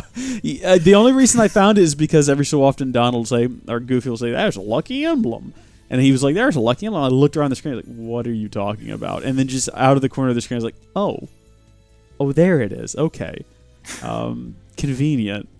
But I liked San Francisco. I really enjoyed that. And then I guess that brings us to the Keyblade Graveyard, which is just Battle of a Million Heartless. Yeah, goodness gracious. Apparently you cannot win that fight without the train. Okay, Apparently so enemies just respawn forever. That's pretty cool, though. I loved which the essentially train means bit. infinite experience. Yeah, possibly. I mean, possibly slow though, because they don't. The lower level ones don't drop a lot of XP, and that's sort of what the most of the horde is made out of. But when you get into that train, I at first mistook it as the roller coaster that I used in the that I only got once. I only ever got the roller coaster once as an option, and it was during. No, that was the same thing. I don't think it is though, because this is like a train as opposed to like a roller coaster. Oh, the first one wasn't a roller coaster; it was a train. It was just a roller coaster train thing. Oh, okay. I only had it for like a very short amount of time before I thing. smashed it into a rock titan's face. So it was very cool to blow up Heartless with that. I thought that was great. I kept expecting it to end though, and it didn't. It just kept going. I was like, oh, okay, I guess this is just how you're supposed to beat it. It's like, how long can I make these Heartless miserable? There was no countdown on it. I was like, oh, okay, I see what's happening here. So that was fun. And then you go in, and initially everyone dies. Everyone I'm curious what your reaction was to like the fade to black, and as the prophecy says, darkness prevailed and light expired. Like, I'm curious what was your thought process during that. Well, I'm trying to remember if I reacted or not, because for the most part I was just like, well, we're not dead. That's not how the game ends. It's like when Goofy died in 2. I was like, well, Goofy's not dead. So wait, hold on. I need to know if you also found this line funny. Donald, no! Why? Donald's been holding out. He does this superpower move. Apparently, Zeta Flare in Final Fantasy is the strongest flare move. Well, I'm like, why have you not been using that up until this point, my dude? Come on. There's some instances he collapsed where I feel like that was necessary. But when you wake up and you have to chase around your body parts, or other Soras, I guess, is what it was, so you can get your body back. Oh, that was the trippiest thing in the world. Particularly the second phase of that, where you're on the world you roll around. Gosh, that was weird. Huh? What? Wait, what? The second phase of that fight? Hello? Are we roll around? You go to this. It's like, okay, so you find them all in the same area where you can talk to the stars. Oh yeah. I think they were stars. I'm trying to remember now. And then after you finish that part, you go to a second area where you can turn the world to different angles. Oh yeah. Oh, okay. That rolling. Yeah. Okay. I see what you mean by that now. There's actually so weird. There's actually bonus rewards, for getting 222 and 333 Soras. Really? It's just 2 maximum HP boosts. Oh, okay. And by the way, there is if you return to the final world by going to the beginning of the Keyblade Graveyard and going to the portal there, there is actually 1 chest waiting for you if you go back there. Okay. It's just right in front of you if you go back there. I'm not sure. I think it's Nora Calcum Plus. I'm not sure about that, though. Yeah, I felt like that was very trippy and weird. But this brings us to another section of the show. Well, it's the same section. It's entitled Questions for Howl. Did we already discuss this, though? Who the other girl was? Aside from Naminé? The one who was... I know we talked about it off air, but did we talk about it on the podcast? That's what this is now. Oh, yes. You mentioned that you were going to ask that, but I don't think you actually did. My assumption was that it was Shion, but then it turned out not to be. Yeah, and we moved to the other topics after that. Okay, so quick... Okay, so if you haven't seen, for those who haven't seen back cover, that was pretty much from the foreteller's perspective of the things leading up to the Keyblade War, but it does not cover all the points. Like, Rees here did not know certain things about Union Cross, and I actually explained it to him before. I made sure to explain it to him before he actually got to that point, so hopefully he could make some connections, but he didn't seem to recognize Ephemera, or I don't blame you for not realizing who the star was. I feel like it's a bit... If you probably haven't played the actual mobile game, Union Cross, I feel like if you'd played it, it might be a little bit easier to pick up on. Mm-hmm. Which I guess I have to play it now, but... So, long story short, 5 new people from... Okay, so Master Ava, she was one of the foretellers. Her role given to her by the Master of Masters was to gather a group called the Dandelions to prepare the world beyond the war, so that light would live on. In the hearts of children, yes. The story that grandmother tells us in Birth by Sleep. Yes. And out of those dandelions, which is what Ava decided to call them, she picked 5 of them to replace the foretellers for after they were to pass away. A few of them are characters we know. Ventus is one, which makes absolutely no sense. I'm sure it'll be explained as of yet. At some point. It's interesting that they actually show that was his Chirithy in the final in the final movie there. Because every wielder is given one. Larium is another one. He is the human form of Marluxia. I think you'll find it's pronounced Marluxa. Right, yeah, yeah, there was also Ephemer, who was the boy that turned to Sora and asked if he needed some help. He kind of became the new leader of the foretellers. Kind of everyone just started looking up to him to call the shots for some things, so that's why it was specifically him that showed up. And there was also a girl named Skuld, right, who was a friend to the player of Union Cross, since you have your own avatar that can be whoever you are, and Ephemer. So she's a friend of those two. And then the last one is a girl, or was supposed to be a girl named Strelitzia, who is Larium's younger sister.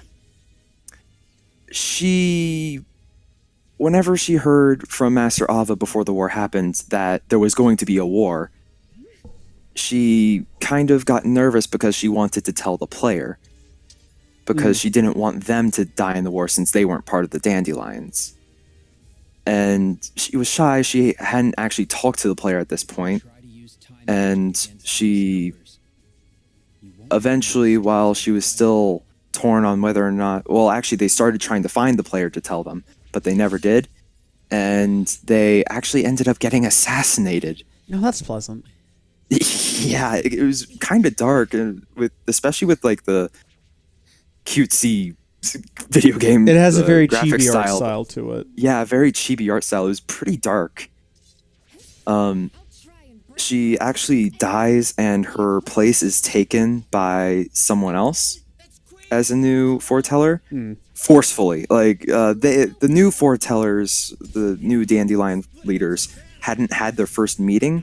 So it's not like anyone knew that she was supposed to be a leader and now she wasn't.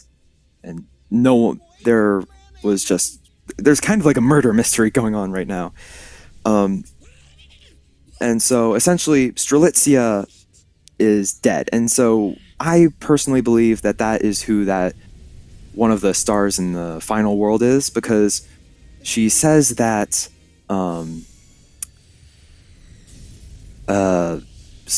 that if someone was aware or was kind of conscious of who they actually were, because someone isn't being themselves, that they would be disturbed by her absence.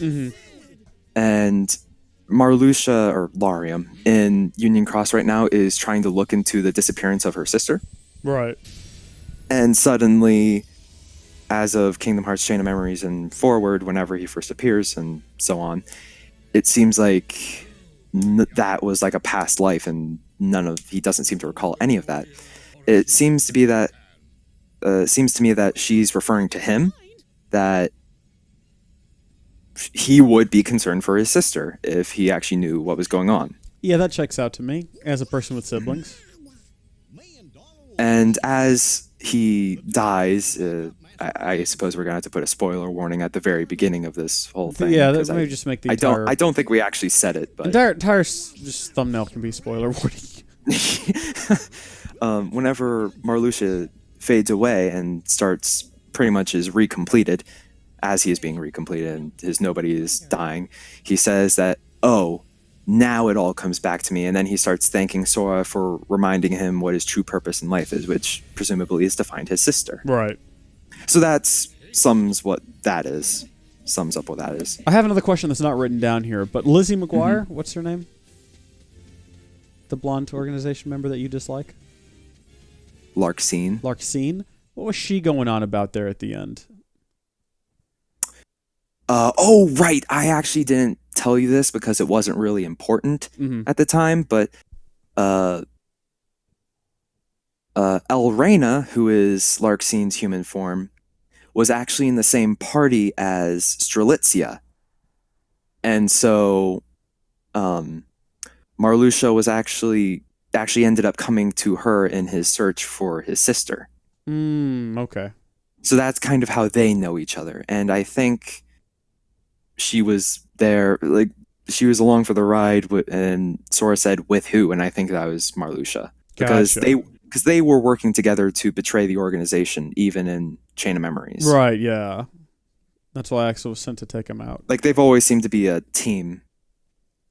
Yeah. Like, you even fight them together. That checks out. Okay, I'm checking my list of questions for Hal. I've got to get it back up on my phone. I had it closed. Okay. I guess finally, probably, we could end here on the discussion of theories and also what's in the box, which I think fits into the future. What's in the box? I can't even imagine what's in the box. So the most we know about the box is that it was given to Luxu, and he was just supposed to take it and the Keyblade and disappear for however long. And from what little we can actually see from the box is that there's actually something written on the top, on that red part. Yes.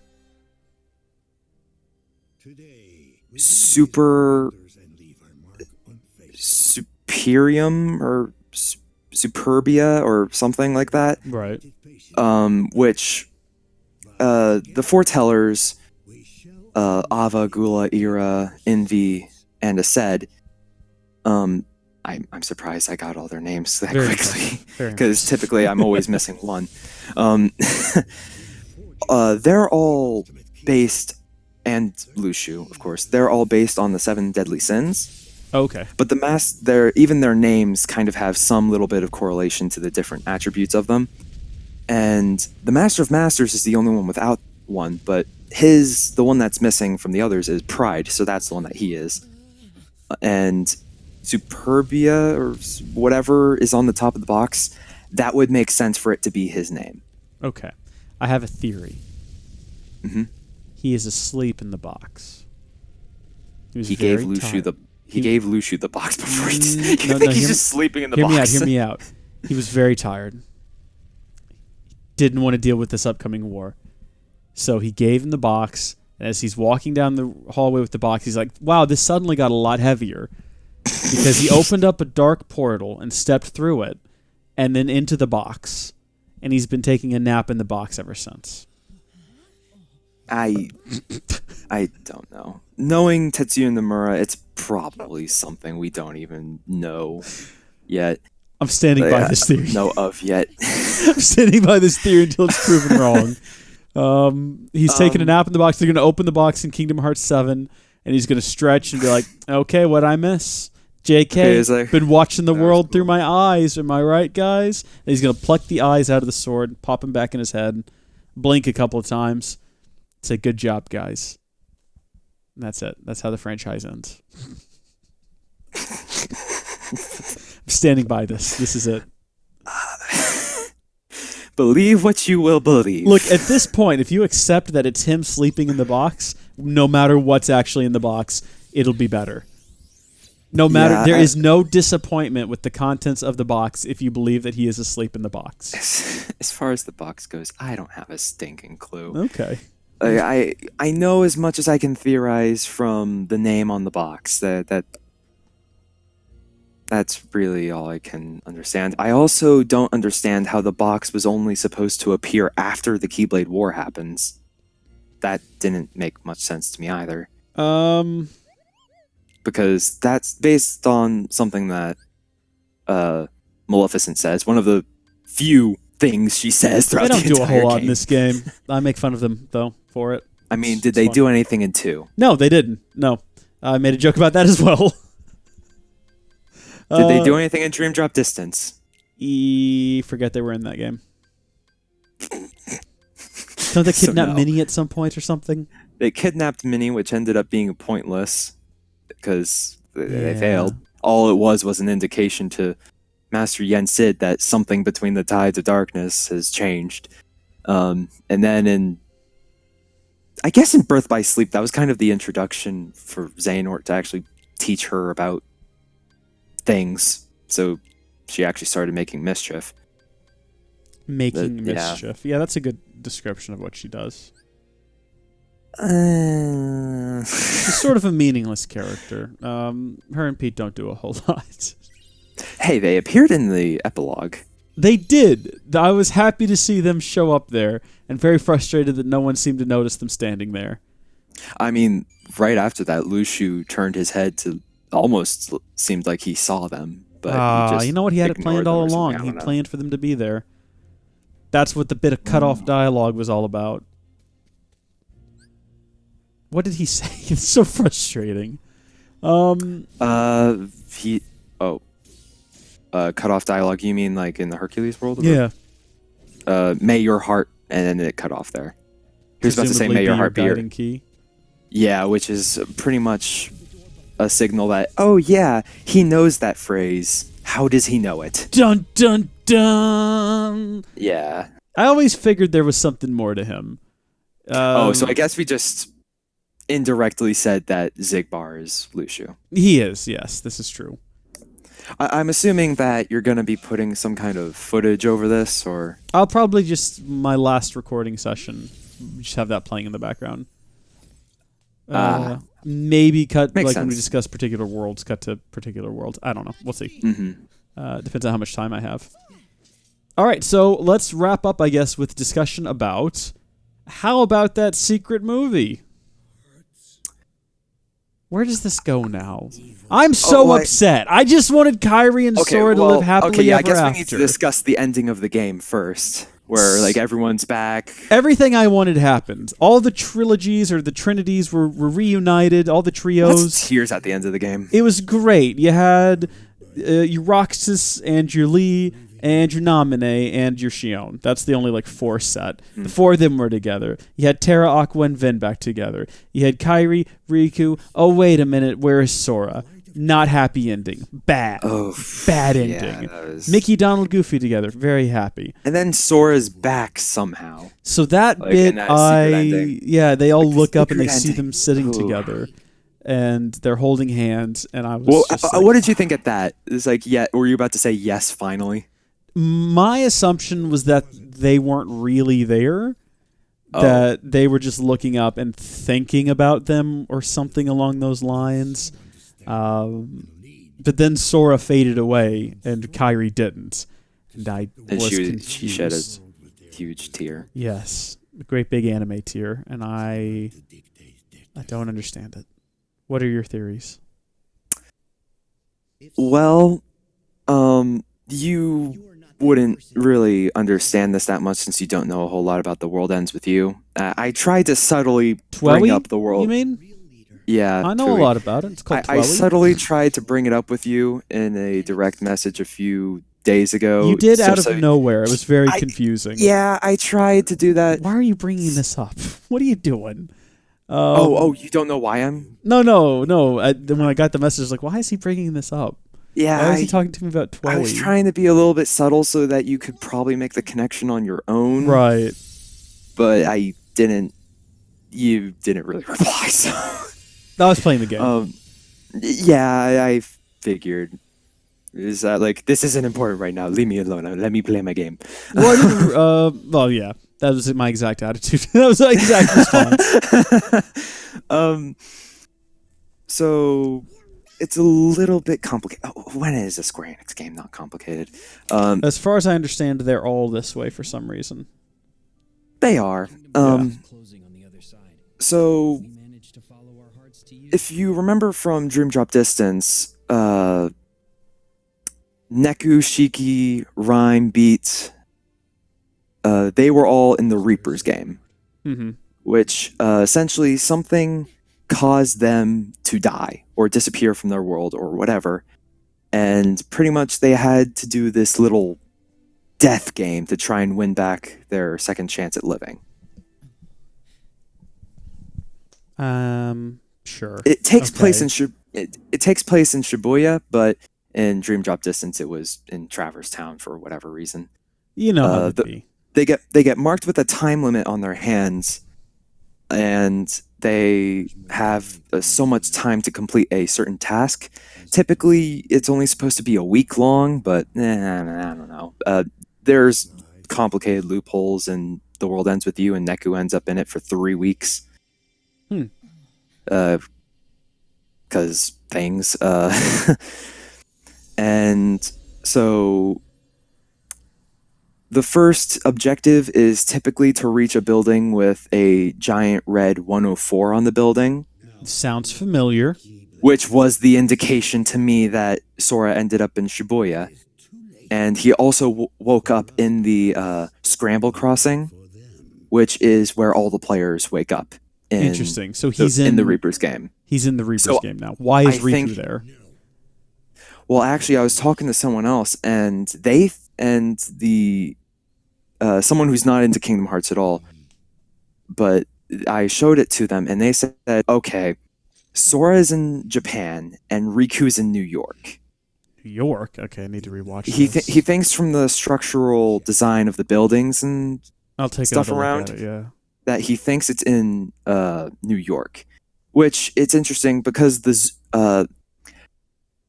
on the parts with Riku, there are 2 towers in the background. Well, kind of towers, but they have a giant red glow at the top of them. You can't see those from any scene that Sora is in, or even with the zoom out from Sora to see the large surrounding area.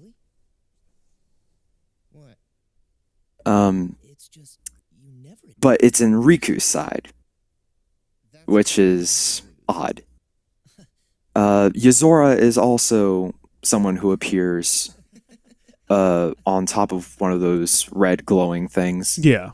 And he is, just a reminder for people who don't understand who Yozora is at all, he's the main protagonist, I think, from the video game that Rex was playing in the Toy Story world. Verum Rex, which translates to the True King. Yozora itself translates to Night Sky, so, you know, there's a Final Fantasy 15 correlation in there somewhere, I'm sure, especially with the character design of Yozora. I looked into it, didn't really find a whole lot based on Verum Rex. I showed Reese the picture. I don't know if you'll put it on screen or something, or it's the box art from the back of the game. Yeah, I went to the Toy Story World and I snapped a picture of the back of the box. Not the black box, not that box. The box, the game box. Inside the toy store, inside the video game section. And the description is kind of vague. I can't really figure out anything about Yozora, but the fact that he's a video game character and he's in the same place as Riku, wherever that is, I have no idea. Yeah. So they're in Shibuya, possibly New York. Not certain about that one, but it's possible. You know, it's funny, when it first started rolling and Sora woke up, I just sort of said, what, are they actually going to real-life Tokyo? and then I kept watching, I was like, wait a minute. Is he, where are you right now? I got so confused. And then I thought it was really weird, but then I had to remind myself, a lot of these games have real-world locations. You know, you go to Big Ben in Kingdom Hearts 1, in Neverland. You're in Africa. You go to ancient China. You go to Yeah, you go to a lot of real world locations. Thebes, Olympus. I think it's a little trippy because it's modern day, and that's weird. Yeah, but that's not San strange. Francisco. I mean, I realize that place. I realize that place is fictional, but well, it's a combination of two wonderfully fictional places. San Francisco and Tokyo, both of which neither exists. Neither of which exists. So it's great that they combined these two fictional locations to make a new one. That's the new conspiracy theory. Have you ever seen either of those places? I certainly haven't. No, I haven't. Also, Australia is not real. There are people that believe this. We're living in a weird world. There are people who believe that Australia is not real and it's a conspiracy. I don't know what the benefit of the conspiracy is, but there you go. And the evidence is, have you ever seen Australia? Well, some people have, but I don't know. I guess if you only meet people who haven't, there you go. So looking over my notes, I think that there's only one thing of like future speculation we haven't really covered. But yeah, the girl with Lee and Isa, that is one thing that we haven't talked about yet. So who were they trying to rescue? You have a theory, I presume. I have two ideas of who this might be. Mm-hmm. Based on the secret reports, there actually is two or three by her, this girl. Mm-hmm. And it says that the most she knows of her memories is 4 friends and a keyblade. Okay. Which essentially means that whoever this is a girl that was one of the foretellers. Okay, sure. So and this girl is 15. That could apply to Ava or Skuld. So one of those two. I believe it's one of those two. Do you think we'll ever find out? Do you think it'll ever be relevant? Or it is entirely possible that it is Ava, based on the fact that she was not there in the epilogue whenever the other foretellers returned. Sure. And yeah, I don't know. It could be either of those two.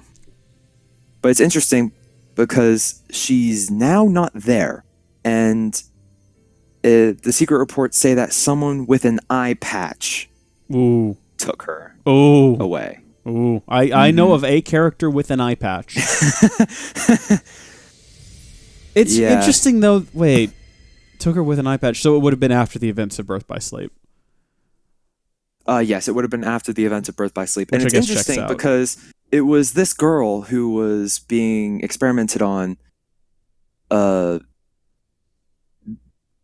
was the original person that they were actually doing the Heartless experiments on. Right. And then whenever she left, Terranort decided, okay, you know what? I'm not giving up. I'm going to do the experiments on myself. And that's whenever he split into Heartless and Nobody. Right. The secret reports in this game were actually pretty good. They explained some details that weren't a fault of Kingdom Hearts 3. They didn't explain thoroughly enough through the plot to make certain things make sense. And they talked about things relating to the future, which is interesting. Like, it actually showed a few things from Xehanort whenever he was young. Oh, yeah. And there was also a few by Lushu during the events of Union Cross, whenever he realized that one of the foretellers isn't supposed to be there because they took Strelitzia's spot, and pretty much how, like, step by step of how he executed his role that the master gave him. Which he still hasn't discussed why. I have one last question before we go, and I do need to go. I have to edit a video for tomorrow. Yeah. But this is just, limited by my understanding of the games. Something did happen that I didn't quite understand. You have Terranort, correct? Mm-hmm. Terranort gets turned into a Heartless who becomes Ansem, Seeker of Darkness, and he also gets turned into a Nobody who is Xemnas. Xemnas. But at the end of the game, you have the Heartless, the Nobody, and Terranort, the Somebody, all in existence at the same time. Mm-hmm. How? Time travel.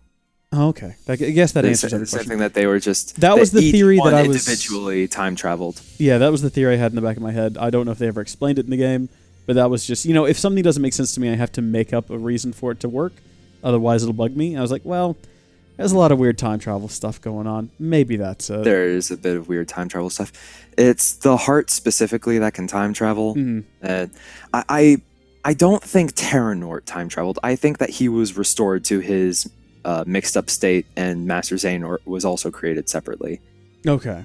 Because they were kind of two different people originally, and sharing a heartless nobody was kind of weird. And if both of them were defeated, I imagine that just they were both recompleted separately, but Terra still had the darkness and Xehanort's influence over him still. Yeah, when I was heading into the end of the game, I thought for sure I would be defeating both of them, and then that would bring back Terranort, and then I would be defeating Terranort to get Terra back. And then that didn't check out. That's not what happened. I was like, well, whatever. Doesn't matter. Because the Heartless and Nobody of Terranort, Xemnas and Ansem, they weren't truly a Heartless and a Nobody. Those were two replicas that had their beings in them. Okay. So defeating them wouldn't have done anything. Because they were already defeated in the past anyway. Yeah. They wouldn't be able to exist without having... All right. Yeah, that makes sense. Okay. I accept this. So I guess that's... I accept this. I guess that's it. Yeah, you just gotta say that sometimes to Kingdom Hearts. I accept this. It's fine. Weird sometimes. All right. Well, thank you for tuning in, folks. Thank you all for watching. Thank you, Hal, for joining. Where can people find you? Yes. There will be links in the description as well. Yeah, there will be links in the description. My YouTube and Twitch links will be down there. Just Halrondo. And I will soon start being able to make content myself and hopefully more collaborations with you in the future. Heck yeah. And you can also pester Hal on the Discord server. Howdy Folks Discord server. Any Kingdom Hearts questions, feel free to come over here and ask me. Because we have a specific channel for Kingdom Hearts, and he can delete your messages. It's a power he has. Yeah, I can do that. Yeah. I'm also a Twitch mod, so I can handle stuff on there should things get out of hand. That's true. Yeah, we had to do that because which hasn't happened yet. Not yet. Well, now I've played through Kingdom Hearts 3, so there can't get any you don't have to worry spoilers. about Kingdom Hearts spoilers anymore, at least until the next one comes out. And at which point I'll have to bury myself in a cave again. But that's like 20 years away, so let's not worry about it. I keep thinking about what weird system an exclusive could come out on. But we've got 3 consoles now. We don't have any handhelds except for the Switch, which is just a console by itself. Unless they release one on a toaster or something, I think we're probably okay. Yeah. All right. It's funny because... Yeah, okay. What were you going to say? I was going to say that there actually is one single spin-off Kingdom Hearts game. Which would that be? Kingdom Hearts on the Vcast. The what? Yeah. I've never heard of this. That's because it was so trash it was canceled. Oh, okay. So it doesn't actually exist. Essentially, Disney tried to do their own thing on like Verizon phones. Ooh. It was so poorly done. Like this was back in the flip phone times. Oof, mega oof. No. Yeah, that was the one spinoff. Like Nomura just said, "Keep it away from my stuff." That sounds terrible. Bless him for trying. It was. I keep hearing that Recoded started off as a Japanese cell phone exclusive game, and I have no idea how that worked. Be interested to see some playthrough. I have no idea. I have not seen any footage of it either. Yeah, because I can only picture it as the DS game, which is a lot of fun. Strongly recommended. Runs really pretty poorly sometimes, though. There are certain instances of that game where there'll be a lot of people on screen at once, and the game just kind of turns into a slideshow. Which, I mean, I'm playing on a 3DS too, which you'd think would maybe leverage that extra power a bit. It doesn't. Not at all. Okay, so I guess we're pretty much done here. And I feel like there's one last thing I have to say to all the viewers out there. Let's hear it. May your hearts be your guiding key. Sorry, I had to say it. No, that's good. Yeah, may your hearts be your guiding key. And then also, my friends are my power. Bye. Yep, that too. See ya.